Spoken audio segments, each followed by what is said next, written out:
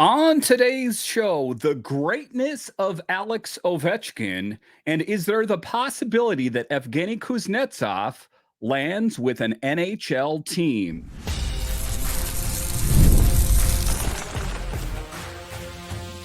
Your Locked On Capitals, your daily podcast on the Washington Capitals.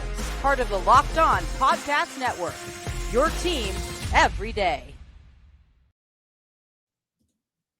Well, hello and welcome into this edition of Locked On Capitals.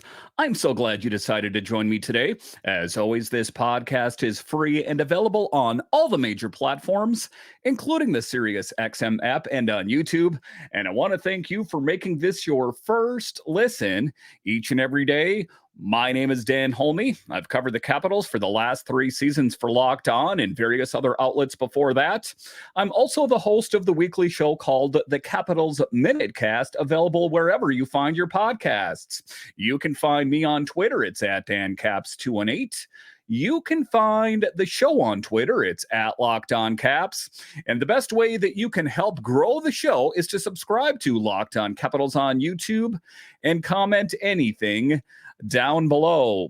Today's episode is brought to you by our friends at FanDuel. Make every moment more as playoffs wind down. The sports stop sporting like we want them to, but this summer, FanDuel is hooking up all customers with a boost or bonus daily. That's right, there's something for everyone every day all summer long. Visit FanDuel.com/locked on to get started. So in this edition of Locked On Capitals, we talk about the greatness of the great eight, Alex Ovechkin, the captain of your Capitals. And I think that oftentimes we overlook the true greatness that Alex Ovechkin is. Currently number 2 all-time in goals, all-time in the NHL. That's quite an accomplishment and very well may catch Wayne Gretzky, the great one. We'll talk about that a little bit later. We will talk about Evgeny Kuznetsov. Listen, there has been a lot of talk about Evgeny Kuznetsov, that he wanted out of Carolina, that he wanted to go back to the KHL, but now there's rumblings, this is never going to end, that he could potentially land with another NHL team.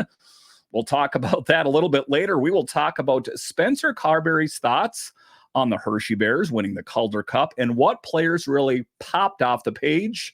But just to get it going here, let's talk about the great eight, Alex Ovechkin. And oftentimes it's easy to be hard on him, especially this last season. He got off to his slowest start.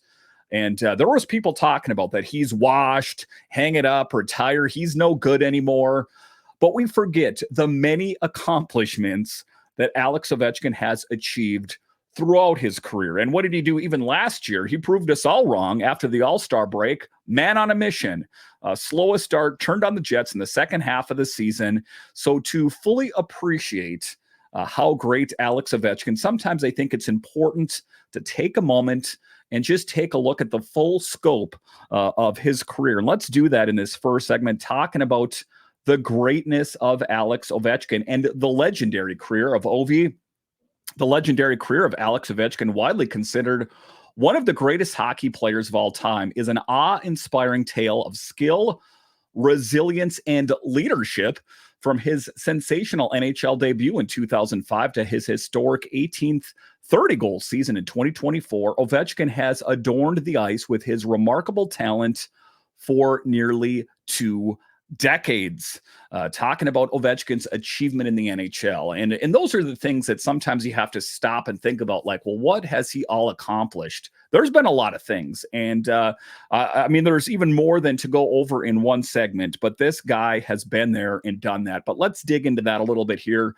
Talking about Ovechkin's achievements in the NHL, drafted as the first overall pick by the Caps, Ovechkin arrived in the NHL with a bang. His inaugural season saw him notch an impressive 52 goals and 54 assists, clinching the Calder Memorial Trophy and landing third in the league's scoring charts. Has claimed Rocket Richard Trophy an astonishing 9 times and secured the Art Ross Trophy for the most points scored in a season. Additionally, he boasts a record-breaking 13 40-goal seasons and shares the accolade for the most 50-goal campaigns with esteemed legends Mike Bossy and the great one, Wayne Gretzky. So I think that we need to allow him a little bit of leeway. He got off to a slow start. I'm going to go ahead and say that's okay, considering the many things.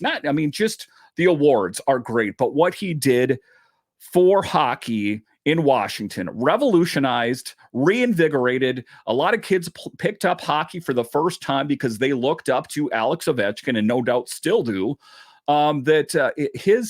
His imprint is quite wide in what he has accomplished and what he has meant for hockey in the NHL, but more specifically in DC, is something to behold. Talking about international representation, Ovechkin has proudly represented his native Russia on numerous international stages, showcasing his prowess in premier events like the Men's World Championship, the World Cup, and the Olympics. And most recently here was last weekend, where there was a bit of a Russian all-star game, a thing that was put together by Ovechkin and other Russians over there. And he did what?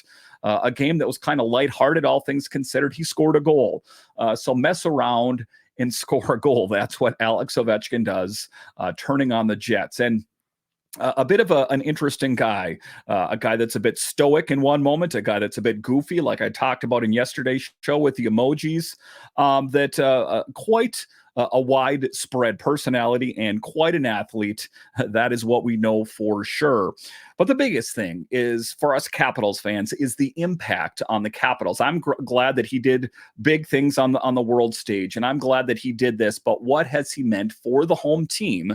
Ovechkin's impact was felt from the onset of his NHL career, catapulting the Capitals to a victory in the 2005-2006 season opener with a stellar brace against Columbus Blue Jackets. He was named the team captain in 2010, etching his name in history as the first European second youngest captain in Capitals history. Quite an accomplishment. His milestones. The year 2022 witnessed Ovechkin etch his name in the annals of history as the oldest player to achieve a 50-goal campaign at 36 and set a new record for the most goals with a single team, surpassing the legendary Gordie Howe. A momentous chase commenced as Ovechkin set his sights on eclipsing Wayne Gretzky's iconic 894 career goals. And I'm going to be honest with you, Capitals fans. To start the season, I'm like, is he going to do it? I mean, before last season, I thought it was a no-brainer. Of course, he's going to catch Gretzky and then some. But to start last season, there were a lot of questions. And to be fair, there still are some questions out there. Ultimately, is he going to be able to catch him? Who knows what the 24-25 season is going to mean for Alex Ovechkin? Is he going to be able to hit the ground running? The injuries that he faces next season, as we know, the older you get, the longer it takes to recover from injuries. Is he going to be that Russian machine that never breaks, or is there something that's going to derail him, or is he going to be full steam ahead all season? That is our hope as Capitals fans, that he can do it. He can catch Gretzky, and the side benefit of that is that the Capitals will be playing great hockey, amassing an impressive tally of 853 goals by the end of the 23-24 season. Quite a career. Even if he was to put a fork in his career right now and said, it's been real, it's been fun, but it hasn't been real fun. I'm going to walk away from this. And I'm going to just go back over to Russia and maybe play one more season over in the KHL and hang it up. He would have quite a career to hang his hat on. But we know that he is chasing Gretzky, and I know that oftentimes he's dismissive of wanting to chase down the great one, but it is important to him. He's just not the kind of guy that's going to fixate on things. And I think to a certain extent last season that is one of the things that had his head tied in knots, was chasing Gretzky. Every press conference, when are you going to do it? So he finally deflected the comments and saying, listen, catching Gretzky is important, but my goal is to win more cups in Washington. And I do believe that's the case. And we hope that he can hit the ground running in the 24-25 season. But it's not just what he does on the ice. We're talking next here about off-ice contributions. Beyond his on-ice exploits, Ovechkin stands as a paragon of sportsmanship, epitomizing exceptional camaraderie and goodwill towards teammates and opponents alike. He remains committed to philanthropy, notably through his foundation, Ovi's Crazy Eights, and his advocacy for American Special Hockey Association. So he is a great man on the ice. He is a great man off the ice. And like I said, he could hang up the skates right now. It's not going to happen, but he could. And he would be walking away from one heck of a career. The question now, as Capitals fans, and hit me up on Twitter at DanCaps218, at Locked On Caps, are of course always on YouTube. Is he going to be able to catch Gretzky under his current contract? And what are some of your predictions for the 24-25 season? Is he going to get after that slow start? Is he going to hit the ground running? How many goals do you think he will score next season? There's a lot to ponder here. I'm going to give you some time to think about it. If you don't get back to me tomorrow, that's okay. But I want to hear your thoughts. What kind of season do you think Alex Ovechkin is going to have? And do you think he will be able to catch Gretzky under his current contract? All right, so coming up here straight ahead, we will talk about Evgeny Kuznetsov. Yes, I've talked about him a lot, and it's been like a ping pong match going back and forth. He's staying, he's going, he's staying, he's going. What is the latest? I'll discuss straight ahead.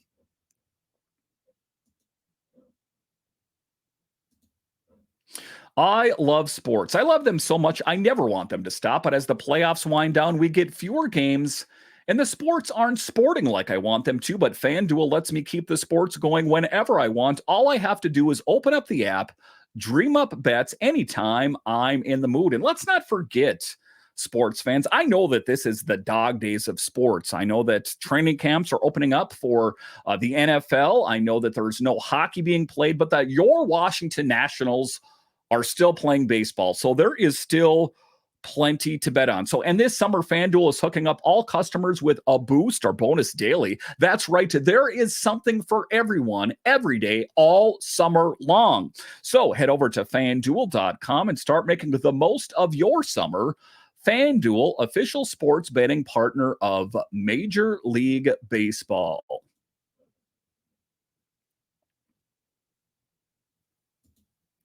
All right, welcome back into this edition of Locked On Capitals, part of the Locked On Podcast Network, your team every day. So next here, talking about Evgeny Kuznetsov, an interesting guy. So let's just talk. Let's just kind of summarize what we know about Alex Ovechkin is that he was on the Capitals last season. He went into the Players Assistance Program, got waived, ended up going out to Carolina, helped them in their push for the playoffs.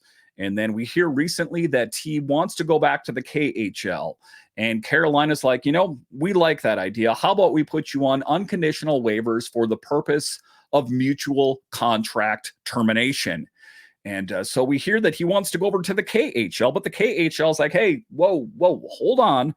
There's teams interested, but some of the teams over there are saying, we want Kuzi over here, but, we got our own cap issues to deal with. And now we hear from his agent that there is the possibility that he could join an NHL team. Can you believe it? And how much of this can we really take to heart? As we know, he's all over the place. I mean, for the Capitals, for the last couple of years here, he said that he wanted out of Washington, in these Russian interviews. But then when questioned about it in the locker room, he would totally rebuff it. Nah, man, I never said any of that. He's the guy that said, I could be the greatest player if I wanted to be. I just don't want to.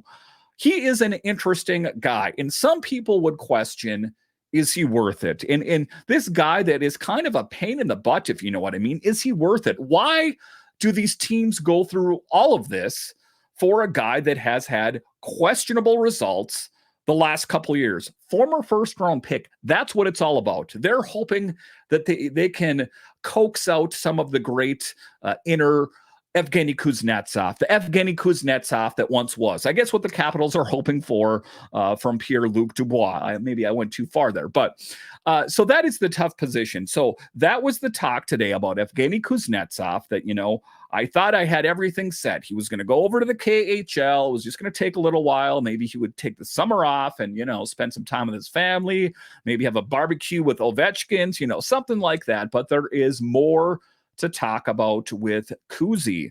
Evgeny Kuznetsov, a free agency consideration. Russian agent Shumi Babayev has stated that former Washington Capitals center Evgeny Kuznetsov is currently considering his options as he explores free agency for the first time. His agent noted that there is interest from multiple NHL teams in the 32-year-old player, as well as the potential opportunities in the KHL, particularly with the SKA St. Petersburg team. That is the team that said, well, we have some cap issues that we need to rectify before he comes over here. So, but the NHL, do you think there's any possibility that he is going to want to have another go round in the NHL? I know that this is his agent trying to put a positive spin on things that, maybe he's going to stick around in the NHL. I don't think that's the case, because I think the Capitals for the longest time tried to move Kuznetsov and they couldn't find a dance partner until Carolina came along. And we know that that wasn't easy, that Washington actually had to retain a bunch of his salary. So I guess I'm a bit skeptical. If he is going to find a job in the NHL, it's going to be for a far less rate than he's used to. But that is the rumblings being put out there by his agent. According to his agent, Kuzi's priority is to continue playing hockey and to be valued and trusted as a player.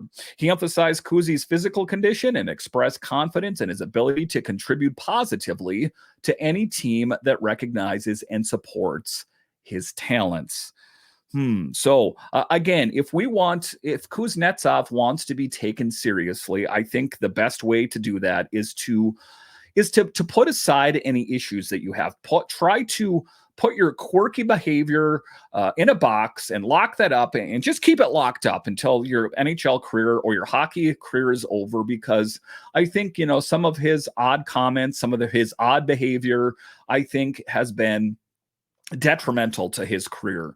That if Kuzi wants a career in the KHL, if he wants a career in the NHL or any kind of professional hockey, he's going to have to be that player that he touts, the greatest player if I want to be. Kuznetsov, if you want a job in the NHL, the KHL, professional hockey in general, then you're going to have to bring it. Because I think that, you've been given a lot of opportunities, but those opportunities are going to start to dry up if you don't start being a man of your word. Support from former teammates following Kuznetsov's termination of his NHL contract with the Canes. His former teammates Dmitry Orlov expressed belief in Kuzi's potential to continue playing in the NHL. Capitals captain Alex Ovechkin acknowledges the challenges Kuzi faces and expressed his support for Kuzi's decision-making process. And what is one of the things that Ovechkin said is that this is a difficult time for Evgeny Kuznetsov, but he is going to do what is best for himself and his family and his future in the NHL or the KHL, whatever the case might be. Again, I don't wish anything ill of him. I hope that he does find that great hockey player that he thinks is in there. But I think that he should have that player come out and maybe demonstrate that for all of us so we know that he is that kind of player. Talking about Kuzi's decision-making process and interest from NHL and KHL teams. In addition to the NHL club showing interest, Kuzi is also receiving attention from KHL teams like I talked about, SKA and the Tractor team, his hometown team, both of which are eager to secure his services. So the ball is in his court. I think that if he was wise, he would make the most of his opportunities. Listen, these great opportunities, you can squander them here or there. You can live on former glory for a while, but if you continue to squander those opportunities, the phone's going to stop ringing. Your agent's going to stop calling you, and you're going to have to settle either for a smaller role in a lower league, or you might have to consider retirement altogether. Listen, I do believe that Kuzi has it within him to be maybe not as great as he once was, but maybe a shadow of his former self. That would be good enough for a smaller role. Is he ever going to be that top line center ever again? I guess I don't really think that's the case. And I don't know what he's thinking that things are going to be any easier for him over in Russia. If he's struggling in the NHL, why is it going to be any easier over in the KHL? These are things that I think about, and I think that Kuzi should think about as well. All right, so coming up here after the break, we will talk about what head coach Spencer Carbery thinks of the Hershey Bears. He attended some of the playoff games. What were his thoughts? And what players really popped off the page? I'll discuss straight ahead.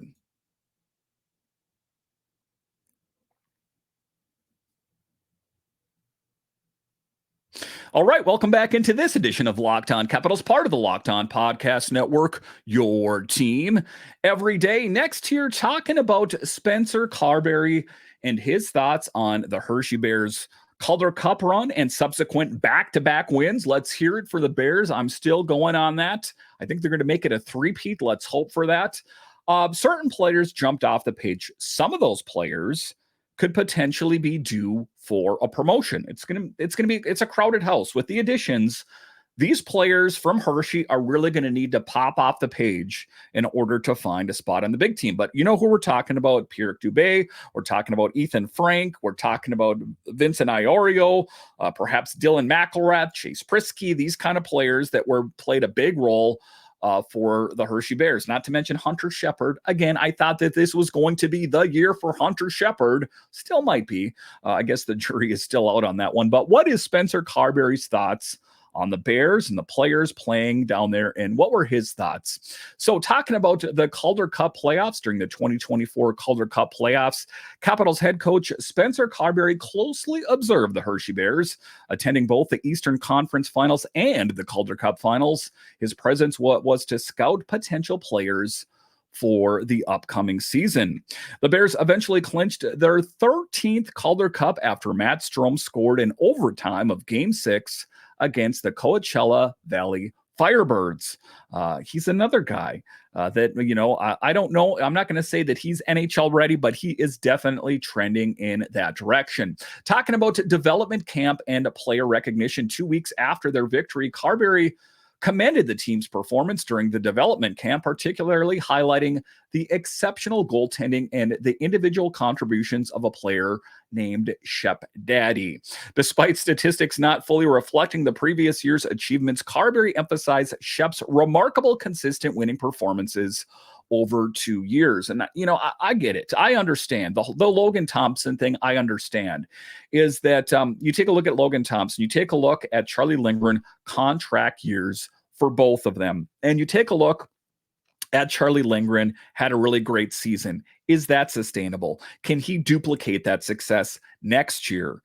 That's the question, because the season before, really good in December, someone turned off the stove after that and not so hot. So he was able to be a really great netminder when the Capitals needed him last season, so good that it kind of kicked Darcy Kemper out the door. But can he do that? So what did the Capitals do? They went out and got Logan Thompson, a guy that's familiar to the Capitals organization, and a guy that they got at a bargain basement price. I don't think that if they would have got, if there wasn't a netminder of that ilk available for that price, I think it would have definitely been Lindgren and Shepard. I just think that it was an opportunity that kind of presented itself. I think that, Brian McClellan vetted things out. I think that, he probably kicked some tires. And I think what he was trying to do is leave no stone left unturned. And I think to a certain extent, he probably knew that he was going to be moving on from his position as general manager, and he wanted to set up Chris Patrick in a position to succeed. And I get that. That makes sense to me. But it's a tough pill. It's got to be a tough pill to swallow for Hunter Shepard, who has done nothing but play consistent hockey. So let's widen the lens even a little bit more. Let's take even a more elevated view. Why do we think that this was possible? Well, if the Capitals did not go out and get a veteran like Logan Thompson, it would have been Charlie Lindgren, who is still kind of a younger guy, still, a really great last season, but has not showed repeated success for a few years. And I think that those are, things that you're looking for before you kind of, label someone as a consistent, really great netminder. You're going to need just more than just one great season. So, and what was behind door number 2 was Hunter Shepard, right? So if Hunter Shepard, who is a guy that didn't have a lot of success next season, then who would have been their third option? That is what they're talking about. And I think Carbery, He acknowledges Shepard's success, and I think to a certain extent he was probably kind of pulling for Shep Daddy, but I think that at the end of the day, going with Logan Thompson was a no-brainer, but it's good that Spencer Carbery went out there and acknowledged his performance. And talking a bit more about Shepard's outstanding performance, Shepard, honored as the AHL's most outstanding goaltender, maintained a consistent record during both the regular season and the playoffs, winning 28 out of 40 games during the Bears championship runs in the 23-24 season. His endurance led him to suit up in a total of 107 games throughout the regular season and postseason combined, with both seasons extending to the end of June. So a short summer for the guys in chocolate. Team's depth and adaptability. Carbery went on. It wasn't just Shepard. Carbery praised the team's depth and adaptability, noting how different players consistently stepped up to make significant contributions in each games. Players like Ethan Frank, Alex Limoges, and stood out for Carbery as he observed the team's diverse performances. And, you take a look at it. I think that the Hershey Bears are even going to be better next season. They made some more signings here recently that I talked about on a recent episode, that if you can believe it, I think that the Hershey Bears are even going to be better, if that's possible, than they were last season. So talking about key player contributions, Limoges made a significant impact in the later stages of the postseason, tallying 9 points in the Bears' final 8 games. Similarly, Mike Vecchione and others like Hardy Hamanoktel demonstrated their capabilities when the team faced major injuries and challenges. And, they played Coachella Valley again. And some people thought, there's no way they're going to be able to do it in back-to-back years. There's just no way. They did just that. Talking about the Bears' resilience and achievements, Carbery was particularly impressed by the Bears' resilience in the face of adversity, especially as they navigated through challenges despite being considered the deepest team in the AHL. He noted that there are achievements of winning back-to-back despite being the favorites was truly commendable. Next year, talking about memorable playoff moments. Well, there were a lot of them. And if you weren't there, hopefully you were streaming it on AHL TV. I was. One memorable moment for Carbery was the Eastern Conference Finals against the Monsters, where the Bears clinched the series in overtime, Game 7, overcoming a potential historic collapse after losing 3 consecutive games following their initial 3 wins. So it is a story of tenacity, a story of fortitude from the Hershey Bears, is why they are where they are. Back-to-back wins, quite a statement for them, and ultimately why they are in the position that they're in. But all things considered, I'm happy about the Bears, and I hope they can continue that success next season. Listen, I want to thank you for joining me on this edition of Locked On Capitals, your only daily year-round podcast covering the Washington Capitals. And I want to thank all of you that listen on the audio side and watch this on YouTube. You are ultimately what makes this show successful. When you're done here, head on over to Locked On's 24/7 streaming channel, available on the free Amazon Fire TV channels app and on YouTube. All right, once again, I want to thank you for joining me on this edition of Locked On Capitals, part of the Locked On Podcast Network, your team every day. My name is Dan Holme, and I'll talk to you again next time.